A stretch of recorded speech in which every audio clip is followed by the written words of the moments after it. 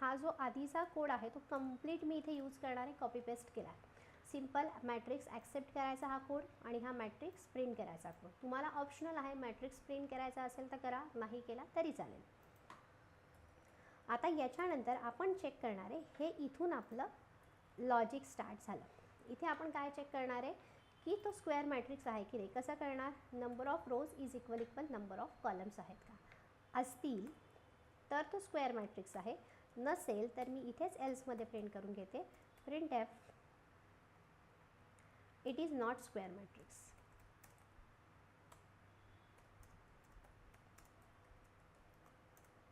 हे जे मी second example दिलं, 2 रो 3 कॉलम, 3 रो 4 कॉलम असं काही असेल तर it is not square matrix. आणि ह्याच्यानंतर तुम्हाला हवा तसा एरर मेसेज तिथे दाखवा. पण तो जर स्क्वेअर मॅट्रिक्स असेल तर इकडे बघा, प्रोग्राम लिहिताना कसा लिहिते मी, इफ एल्स लिहिलं आणि ह्या इफमध्ये आता डायगोनल एलिमेंटच्या ॲडिशनचा कोड येणार आहे. म्हणजे for I is equal to 0, I is less than row, I plus plus, for J is equal to 0, J is less than column, J plus plus. आणि इथे आपण चेक करणार इफ आय इक्वल जे आहे का, असेल तर sum is equal to sum plus M of I J. आणि इनिशियली इथे जो व्हेरिएबल आहे सम, तो मी इनिशियलाइज करणार 0ला. मग हे दोन्ही फॉर लूप झाल्यानंतर आपल्याला मेसेज प्रिंट करायचा आहे, म्हणजे डायगोनल एलिमेंटची सम जी आहे ती आपल्याला इथे डिस्प्ले करायची आहे. स्लॅश एन नवीन लाईनीवर प्रिंट होईल.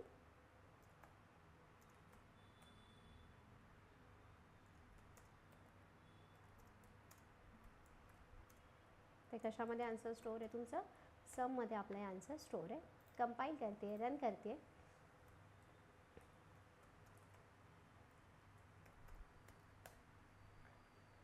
नंबर ऑफ रोज आणि नंबर ऑफ कॉलम्स इथे मी आता लिहिते.